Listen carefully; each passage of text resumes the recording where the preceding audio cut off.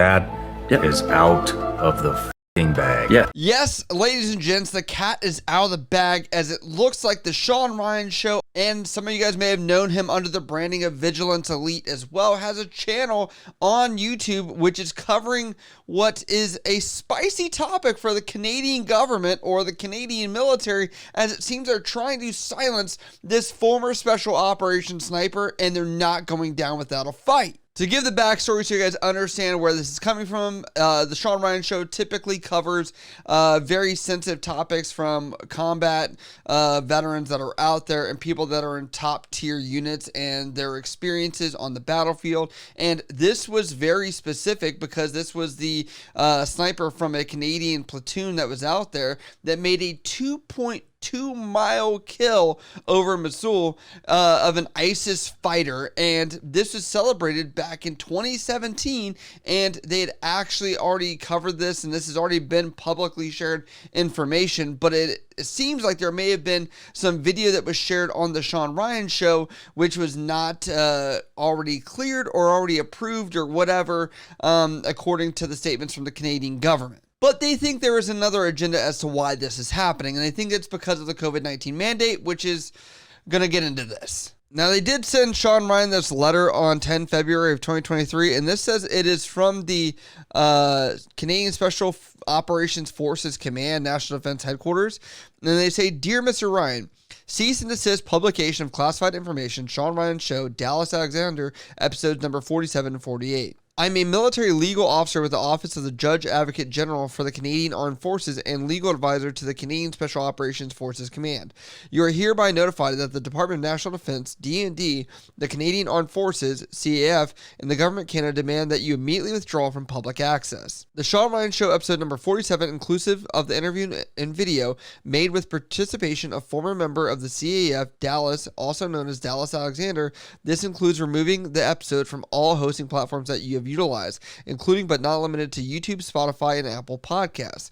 You are hereby notified that D&D, the CAF, and the Government of Canada believe that episode number 47 of your podcast series contains information or material that has been properly classified and protected, in which is sensitive information such that its public release is injurious to Canadian national security, national defense, and international relations.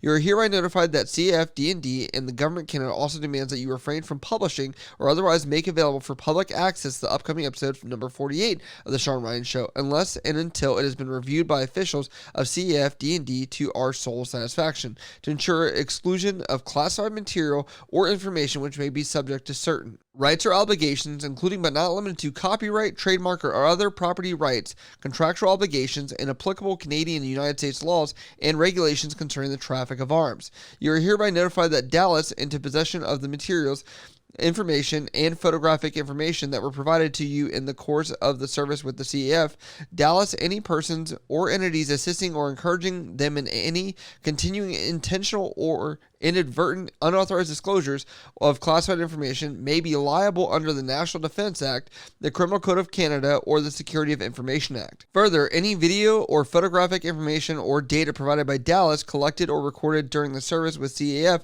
remains the sole intellectual property of His Majesty the King and Right of Canada as represented by CAF, D&D, and you, your employees, and agents remain liable for any further unauthorized distribution, use, or presentation. Further, to the extent that the CAF D&D video or imagery was provided to the Sean Ryan Show for use in a podcast, it is unauthorized use amounts to copyright infringement. CAF D&D is willing to work with you to review the podcast episodes numbers 47 and 48 to enable you to publish versions which do not contain classified information or breach any applicable rights or obligations, as well as to assist with the necessary measures to delete or destroy any classified information that may be in your possession. Now, it does appear that Sean Ryan did take this letter very seriously and understands operational security and understands that there is an inherent risk as you post videos online which may include classified information, and this is what he does at the introduction of the actual re-upload of this, as it shows he's tried to work with the Canadian military and the Special Forces unit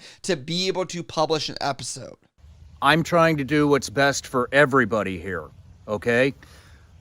If there is sensitive information within that episode, I am not going to be the guy to jeopardize any of the operators within that unit or anything that may compromise that unit as a whole. They are an allied unit to the United States. I've worked with them. They are an awesome bunch of guys over there. Now, what I find ironic is Dallas has a legitimate concern that he is being silenced by his former unit because he was fired for not taking the COVID-19 vaccine or complying with mask mandates. Now, I hope that's not what this is about, but if this episode disappears, you know exactly what it was. So we pulled that episode. We're going to work with that unit and hopefully re-release the beginning portion of that episode. The other thing that I've done is I have pulled all operational content out of the episode, so there is absolutely nothing in there that could be considered classified or sensitive content. So if it gets pulled, you know what it was. He's being silenced. Dallas assured me that he had cleared everything with the people at that command before he came on the show.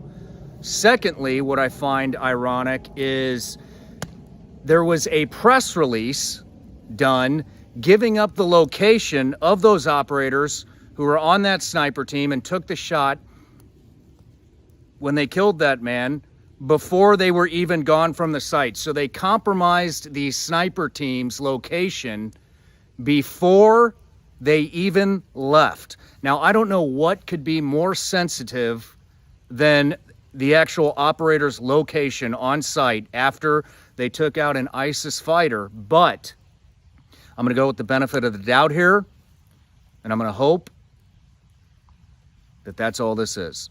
Now, Dallas is trying to get his story out, and what he's talking about on here is how he left that unit, which I won't mention the name of the unit because it might be classified, but he's trying to get his story out on why he was fired from that unit. And now, this did not come without a response to the attorneys over at the Canadian military as well, from a U.S. attorney, which is funny because obviously we are discussing freedom of speech, which the Canadians do not have the same level of freedoms that Americans do, which is why this, clash that we're seeing here is becoming so controversial. This is from the Parlator group, which it says to Major Somebody. It says, I represent Sean Ryan, and I'm writing a response to your letter dated February 10th, 2023. To the extent that your letter issues demands upon Mr. Ryan or implies that my client has committed any wrongdoing, your letter is misplaced. However, notwithstanding the legally insufficient claims contained in your letter, Mr. Ryan is willing to work with you to ensure that no information that would jeopardize the safety of partner nation special operation forces is divulged. While I'm unfamiliar with the Canadian laws regarding the classified information, Mr. Ryan is an American citizen operating in the United States and therefore subject to only U.S. law. The U.S. Supreme Court made clear in New York Times, versus the United States, that the First Amendment protects journalists and overrides the government's desires to keep information classified. If the United States government is prohibited from demanding that journalists refrain from publishing information that the government deems classified, certainly the Canadian government would not be able to exercise such power over the U.S. citizens operating within the United States. I do not know if the Canadian law would permit such a restraint, or if your letter may have been drafted without understanding of the potential conflict of laws, but you should understand that you have no right to demand that Mr. Ryan take any actions or refrain from any actions based on a claim that certain information may be classified. As to your claims that the photographs are the property of the king and their use would constitute copyright infringement, this too is a contradiction to U.S. law, which permits the use of such images by journalists under the fair use doctrine, particularly where, as here, they are used as proof or substantiation of a historical reference. Thus, your claim of copyright infringement are similarly unavailing under the applicable U.S. law. However, in addition to being a journalist, Mr. Ryan is a Navy SEAL and combat veteran who appreciates the risk that our Special Operations Forces take. For that reason, as well as a sense of camaraderie with our Canadian partner forces, Mr. Ryan has voluntarily set the first episode to private so it can no longer be accessed. He has also edited the second episode to remove all discussions of operations and will release the edited version tomorrow. As I'm sure you have guessed, the second episode deals primarily with Mr. Expulsion for his refusal to take the COVID-19 vaccine, a subject which cannot possibly be considered classified or which would endanger any current operations or active personnel. It appears that this is actually taking a toll on Sean Ryan as well, as he takes to video here on his Instagram saying how difficult this has been for him trying to go against the Canadian government. Hey everybody, I just want to say pushing back against a government is a little stressful, believe it or not, and takes a lot of courage. But we're doing the best we can. We're trying to do what's best for everybody. And I just want to thank you all for the support. And I want to thank Eddie and Andrea Gallagher for, man, you guys are just awesome. Thank you for having my back and getting me in touch with the right people. And Tim, remind me to never fuck with you. But anyways, God bless America and God bless freedom of speech. Love you all. I hope this episode's up soon. Cheers.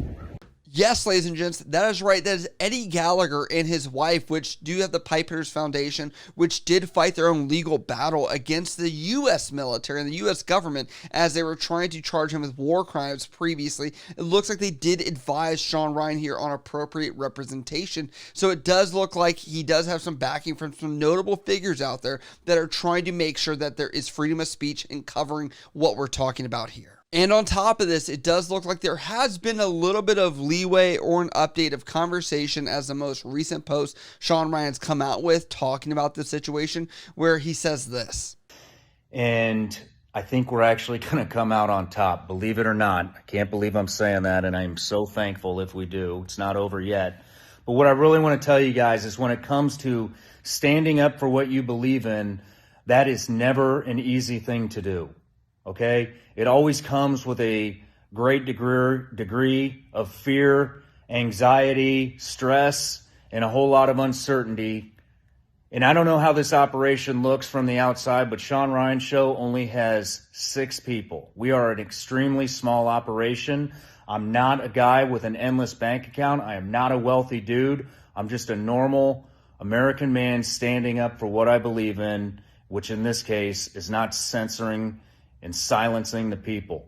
So breaking this entire thing down, I have to say one massive question. Why is this vaccine mandate the reason or correlation as to why they want to silence him?